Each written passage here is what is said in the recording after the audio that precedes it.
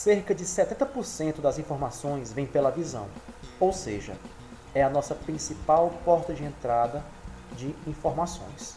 A pálpebra é uma pele que recobre os olhos.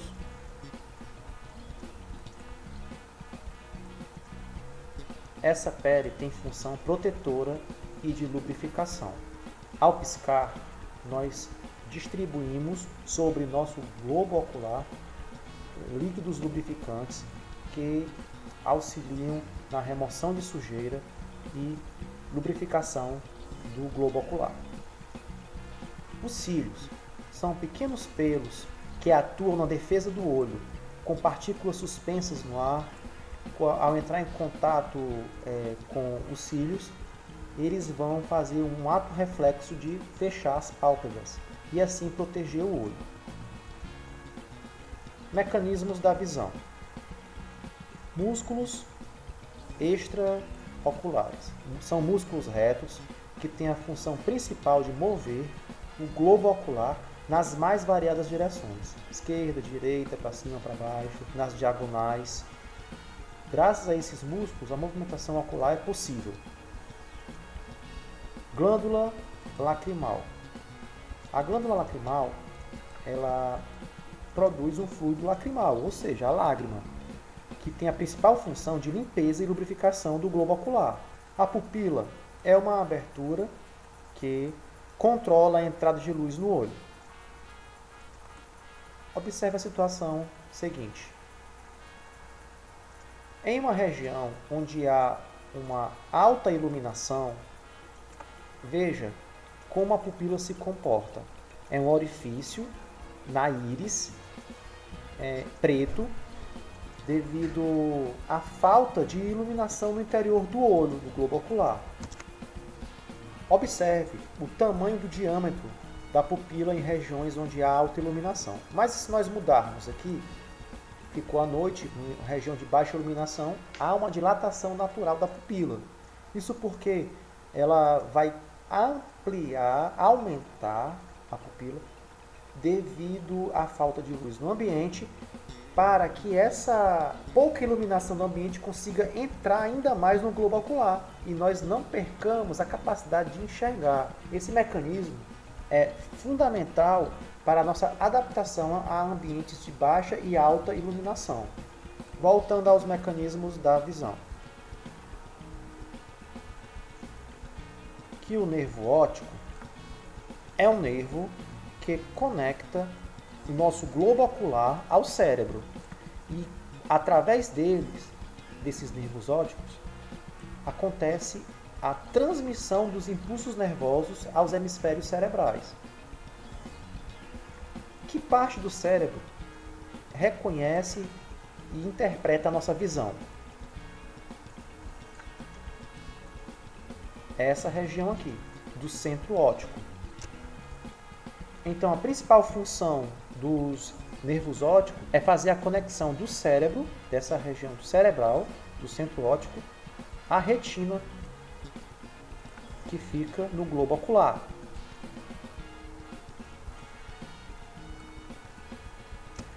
Agora estudaremos o globo ocular detalhadamente. Com um corte vertical, nós podemos observar as estruturas oculares do globo ocular com mais qualidade. Veja. No interior do globo ocular há a câmara vítrea, ou humor vítreo. Essa região que forma a principal massa do olho. Ela fica entre a lente e a retina. As principais camadas do globo ocular são a esclera, que é essa parte que dá a cor branca ao olho. É a camada externa, branca, é bastante extensa, recobre a maior parte do globo ocular. Além disso, ela tem também uma função protetora, dá forma ao globo ocular e também é formada por um tecido fibroso. Coroide é a camada média do olho. A coroide é essa região aqui, camada média do olho. Ela fica localizada entre a esclera e a retina. É muito fina e bastante vascularizada. O que é isso? Tem bastantes vasos sanguíneos. Ela é responsável pela oxigenação e a nutrição da retina, que é a próxima região que nós veremos, e da esclera, justamente porque o sangue passa e acontece a troca, né, entre o gás carbônico e o gás oxigênio que vem do nosso corpo para o sangue e vice-versa. Do sangue sai o gás oxigênio do sangue para os órgãos do corpo. E a retina? A retina, ela tem uma função importante de fazer a conversão das ondas luminosas em impulsos nervosos, que vai ser decodificada por aquela região do cérebro que nós falamos agora há pouco, que é o centro óptico, né, que é levada pelo nervo óptico até o cérebro. Então a retina tem essa função de captação e conversão dessas ondas luminosas.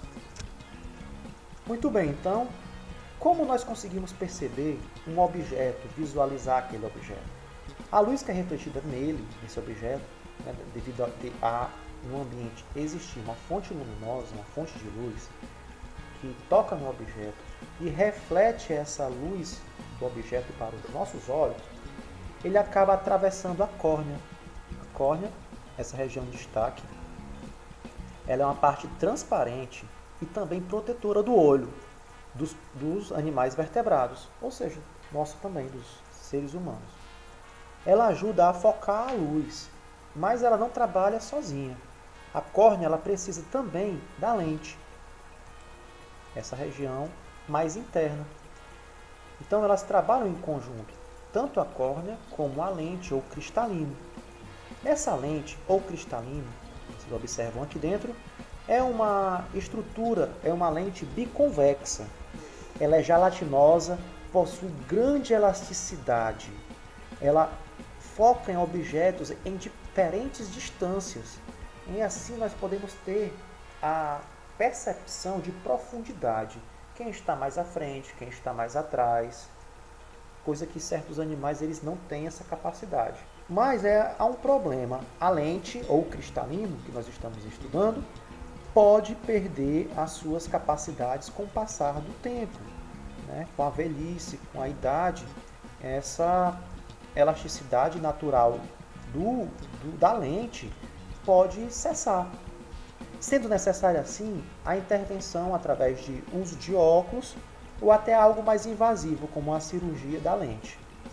Causando a principal doença nesse sentido é a presbiopia, que estudaremos adiante, em outro vídeo. O corpo ciliar. O corpo ciliar é responsável pela mobilidade, ou seja, pela acomodação do cristalino. Lembrando que o cristalino é essa lente. Mácula lútea. Ponto central da retina, onde se distingue detalhes do campo visual. Então a mácula lútea acaba detalhando ambientes do campo visual. Escotoma. É uma área cega. É chamada assim de área cega porque ela fica sobre uma região que não contém receptores de luz, principalmente por estarem na região onde acontece a chegada, a conexão do nervo óptico com o globo ocular. E nessa região não há células receptoras de luz. Voltando aqui um pouquinho, gostaria de falar sobre a pupila. A pupila ela fica na região colorida do olho, chamada íris. Esses músculos que fazem a movimentação da pupila, quando tem baixa intensidade luminosa ou alta intensidade luminosa, né, fazem a contração ou a dilatação. Dilatação é quando a pupila ela abre, diminuindo, a parte preta fica maior e diminui a parte colorida, que é a íris. E a contração da pupila é o contrário. A íris fica maior e a pupila diminui. Isso quando acontece muita luminosidade no ambiente, para que a imagem se forme com qualidade, sem excessos no fundo, né, do olho, chamado retina. Estudaremos agora a retina. A retina, ela possui células chamadas bastonetes, também células em forma de cone, bipolar e ganglionar. Estudaremos precisamente as células do tipo bastonete que são essas células que parecem um bastão, a microscópio elas são bem alongadas. Também as células tipo cone, pelo seu formato característico semelhante ao cone. Bastonetes são células fotorreceptoras que captam a luz e transformam em impulsos nervosos, como vocês podem observar. Quando há baixa luminosidade, elas funcionam com pouca luz. Observe que os cones não estão enviando impulsos nervosos ao cérebro pelo nervo óptico, mas os bastonetes conseguem, mesmo com baixa luz.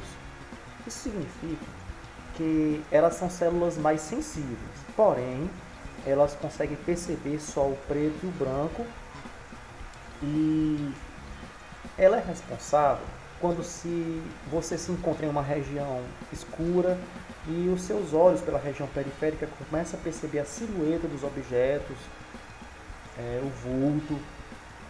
Isso é porque os bastonetes estão funcionando. São cerca de 120 mil em cada globo ocular, mas cada uma delas é cerca de 1000 vezes mais sensível que as células do tipo cone.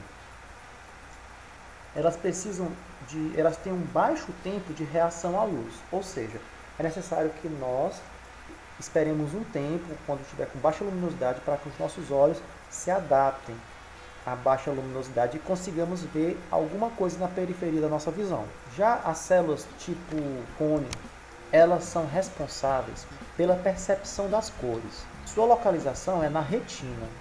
Elas são pouco sensíveis, por isso são necessárias de muita luz para que elas reajam.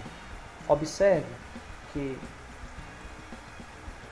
a luz vem alta, com muita luminosidade, tocam nas células, mas o vermelho está reagindo, enviando impulsos nervosos ao cérebro.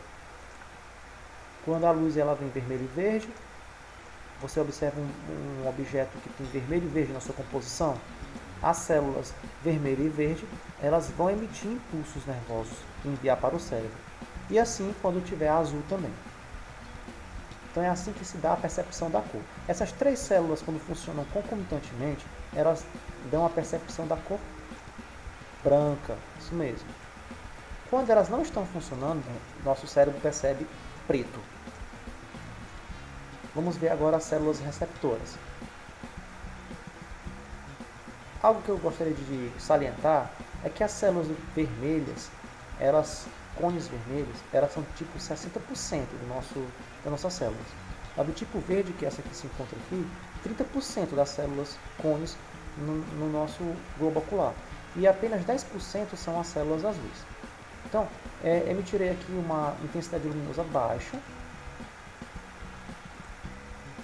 Observe. Baixa luminosidade, apenas os bastonetes reagiram. Quando a intensidade luminosa for alta, aí você diz, professor, não era para a célula cone também reagir?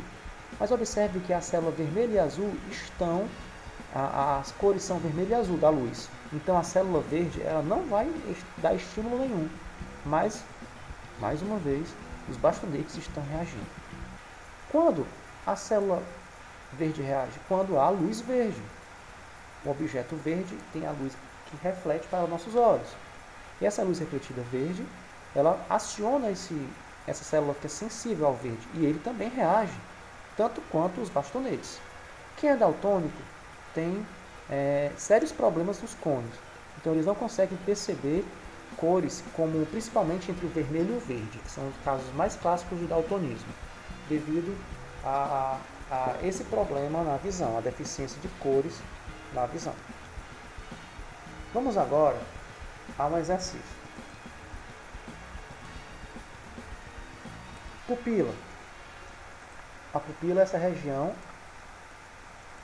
aqui, que ela se contrai ou se dilata, dependendo da luminosidade. Lembra? Baixa luminosidade, ela se dilata, como você viu. Vamos ligar a luz, alta luminosidade, ela se contrai.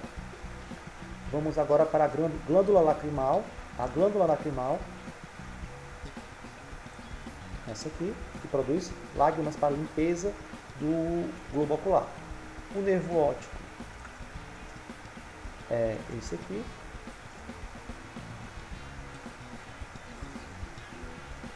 Nós temos aqui atrás o centro óptico.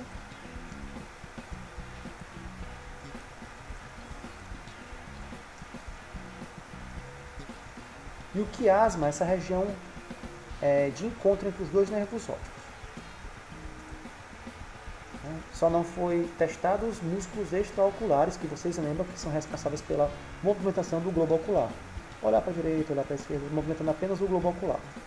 Regiões oblíquas e assim por diante. Próximo. Muito bem. A íris é a região colorida do olho.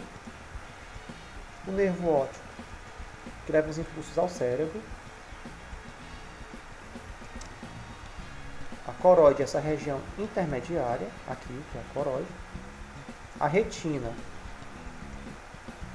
é essa região mais interna, aqui. Opa, e a mácula lútea. Muito bem. Vamos para o próximo exercício. Sobre as células, hein? Vou colocar desse lado. Bastonete. Bastonete é a célula mais longa. Célula bipolar é essa que é mais no centro aqui. Célula ganglionar são essas aqui mais na extremidade, mais próximas ainda ao nervo óptico. E finalmente a célula formato cone, que nós estudamos, responsáveis pela percepção das cores. Espero que vocês tenham gostado da aula e nos vemos depois. Até mais!